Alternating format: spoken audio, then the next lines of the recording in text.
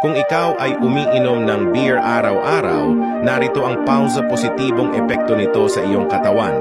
Magiging mas malusog ang iyong puso. Ipinapakita ng mga pag-aaral na ang makatamtamang pag-inom ng beer ay maaaring magdulot ng benepisyo sa puso.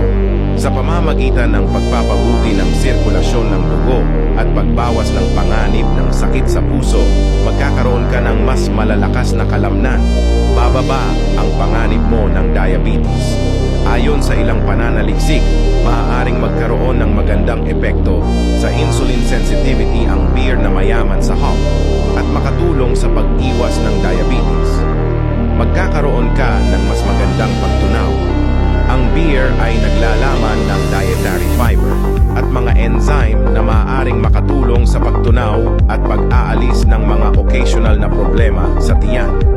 Magiging mas kaunti ang iyong stress. Ang pag-inom ng beer ng may karampatang pag-iingat ay maaaring maging isang magandang paraan upang magpahinga at mag-relax pagkatapos ng isang abalang araw. Ngunit mag-ingat, mahalaga na uminom ng beer ng may karampatang pag-iingat dahil maaari itong magdulot ng masamang epekto sa iyong kalusugan. Sundan para sa karagdagang mga tips sa kalusugan.